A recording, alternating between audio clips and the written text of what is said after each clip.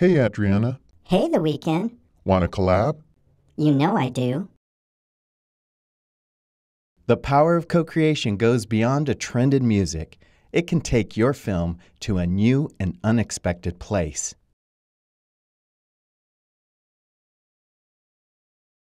David McDougall's article, 7 Types of Collaboration, could help you weigh the cost and benefits of working with others to integrate different points of views, skill sets, resources, and creative energy. The first type of collaboration is called dispersed collaboration, which is the classic model where people take on specialized responsibilities to produce a film together. It's typical for a film to have a producer, director, writer, director of photography, sound engineer, a lighting specialist called a gaffer, editor, and the actors. Though it is a collaboration, everyone is expected to stay in their lane. If anyone tries to tell someone else how to do their job, like an actor who may suggest to a director a better camera angle, the person overstepping the bounds will be scolded. Dispersed collaboration may involve 2 people filming a documentary, or hundreds of people working on an epic feature film, or even individuals in different countries working on the same project simultaneously. The next type of collaboration is co-authorship, which is common in narrative films like Good Will Hunting, written by Matt Damon and Ben Affleck. And it has a long history in documentary filmmaking as well. It goes back almost a century with the 1925 film Grass, A Nation's Battle for Life. Co-authorship requires collaborators to park their egos at the door and unselfishly contribute. An interesting co-authorship strategy is to pair a filmmaker with a social worker. Combining expertise of 2 disciplines results in technical and social excellence. For success, co-authors should agree on the objectives and they give respect and space for each to be creative. There must be a give and take because no one should have it their way all the time, and communication must be open to resolve problems in a way that maintains the relationship. Creative assistance is a form of collaboration where one person takes lead and the second person takes on a support role. Think of how a pilot can benefit from a navigator. The pilot's the only one flying the plane, but the navigator can help the pilot find the best route. A creative assistance relationship could be between a director and a cinematographer, a writer and a director, or a filmmaker and an expert on the subject of the film.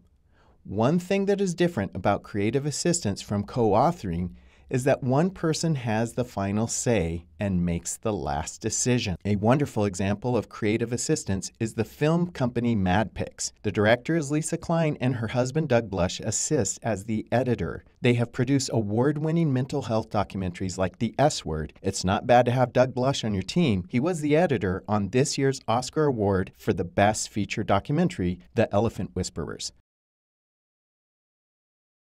Subject collaboration is when the film's main character is part of the filmmaking team. A famous subject collaboration is Robert Flaherty's 1922 documentary, Nanook of the North. The protagonist often suggested what scenes should be filmed. Subject collaboration has become an important way for filmmakers to make social change. In Canada, the National Film Board started a program called Challenge for Change, where people from marginalized communities participate in different ways with the filmmaker so that their voices are heard. A recent example of subject collaboration is the documentary being filmed by Daniel E. Kennedy.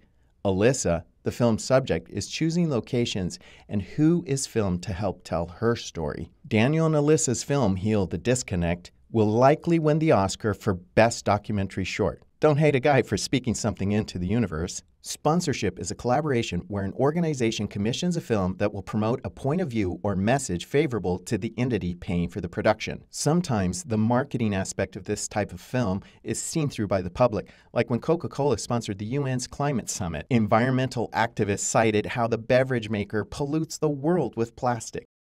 But sometimes sponsors allow filmmakers to make a film that is not controlled by the money contributor.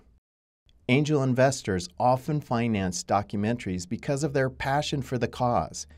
There are also foundations that sponsor films for social change.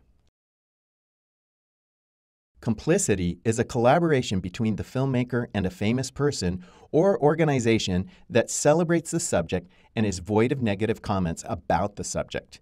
McDougall points to the 1969 documentary called The Royal Family that painted the royals in a favorable light, and then it was taken off air because the Queen said it was too intimate.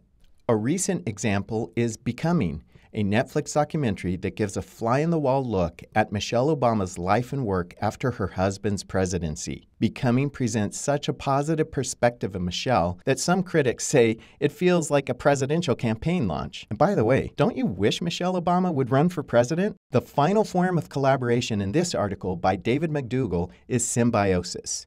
He describes the relationship between the subject and a filmmaker as a shared consciousness where two minds act as one. This makes me think of Somebody Feed Phil, where the star Phil Rosenthal's brother Richard is the executive producer and showrunner. Is collaboration right for you and your filmmaking? If you're going to collab like the stars, ask yourself, who will be the Kendall to your Kylie, the De Niro to your Scorsese, or the Damon to your Affleck?